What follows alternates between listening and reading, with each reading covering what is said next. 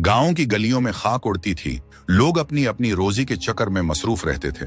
उन्हीं गलियों में एक 30 साला नौजवान यासिर भी रहता था। यासिर की जिंदगी बज़ाहिर आम लोगों की तरह थी, मगर अंदर से वो दुख और परेशानियों का एक पहाड़ उठाए हुए था। यासिर मेहनती था, सुबह सवेरे उठता, दुकान खोलता और शाम तक काम करता। मगर अजीब बात यह थी कि जितना भी कमा लेता, इसके हाथों से फसल जाता। कभी कर्ज अदा करने में सब पैसा निकल जाता, कभी घर में बीमारी आ जाती, तो कभी सामान खराब होकर जाया हो जाता। यासिर सोचता था कि आखिर उसकी मेहनत में बरकत क्यों नहीं है। हर दिन वो नए हौसले के साथ निकलता, मगर शाम को थका हारा और खाली जेब वापस लौटता। उसके चेहरे की रौनक खत्म हो चुकी थी।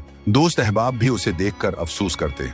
गांव वाले अक्सर उससे कहते, यासिर, तुम तो दिन रात मेहनत करते हो, फिर भी तुम्हारे हालात क्यों नहीं संभलते। यासिर खामोश रहता, क्योंकि उसके पास जवाब नहीं था। एक दिन वो बाजार के किनारे एक टूटे हुए बेंच पर बैठा हुआ सोचों में गुम था। आंखों में नमी थी और दिल में हजारों शक हुए। इसी दौरान एक बुजुर्ग मौलवी साहब वहां से गुजरे। उनके हाथ में तस्बीह थी, सफेद दाढ़ी और माथे पर नूरानी सा निशान। वो अक्सर गांव की मस्जिद में इमामत किया करते थे। मौलवी साहब ने जब यासिर को देखा तो रख गए। उसके चेहरे पर उदासी और थिकन साफ नजर आ रही थी। मौलवी साहब करीब आकर नरम लहजे में बोले, बेटा क्या बात है, इतने परेशान क्यों बैठे हो।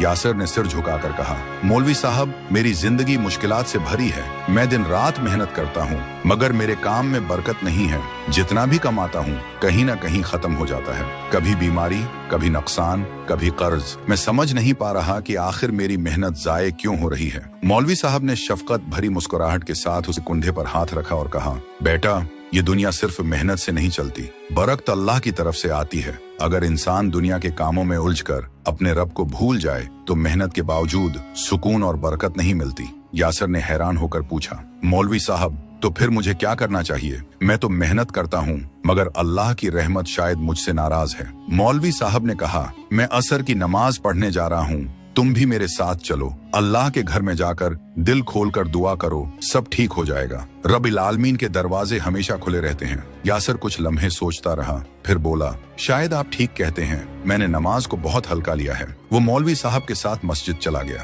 पहली बार दिल से वजू किया। जब मस्जिद की ठंडी जमीन पर कदम रखा तो एक अजीब सा सुकून महसूस हुआ। अजान की आवाज गूंजी और यासिर ने मौलवी साहब के पीछे खड़े होकर असर की नमाज अदा की। नमाज के बाद यासिर ने सजदे में गिर कर दिल की गहराइयों से दुआ की, या अल्लाह, मैं कमजोर हूँ, तेरी रहमत का मोहताज हूँ। मेरे काम में बरकत अता फरमा, मेरे गुनाह मुआफ कर दे और मुझे सीधे रास्ते पर चला। इस दुआ के बाद यासिर ने महसूस किया कि उसका दिल हल्का हो गया है। बरसों का बोझ जैसे उतर गया हो। आंखों से आंसू बह निकले, मगर इन आंसुओं में सुकून था, शकवा नहीं। अगले दिन जब यासिर ने अपना काम शुरू किया तो हैरान किन बात हुई। गाहक ज्यादा आने लगे, सामान तेजी से बिकने लगा। जो पुराने कर्जदार थे वो भी अचानक पैसे लौटाने लगे। यासिर को ऐसा लगा जैसे अल्लाह ने उसकी तकदीर का वरक पलट दिया हो। चंद ही दिनों में यासिर के हालात बदलने लगे। गर्बत की जगह सुकून ने ले ली, परेशानी की जगह शुक्रगुजारी ने दिल को भर दिया। उसने समझ लिया कि असल कामयाबी सिर्फ दुनियावी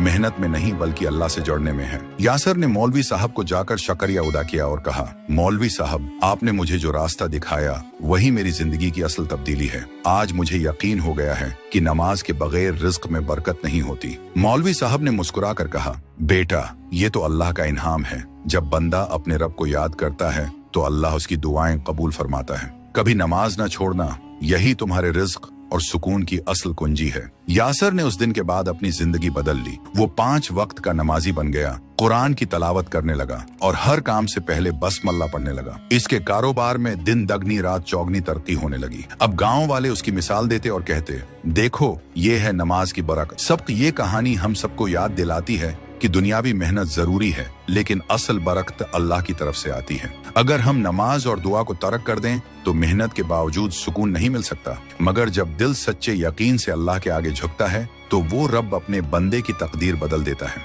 नमाज के बगैर रिज्क में बरकत नहीं और अल्लाह की याद के बगैर दिल को सुकून नहीं मिलता।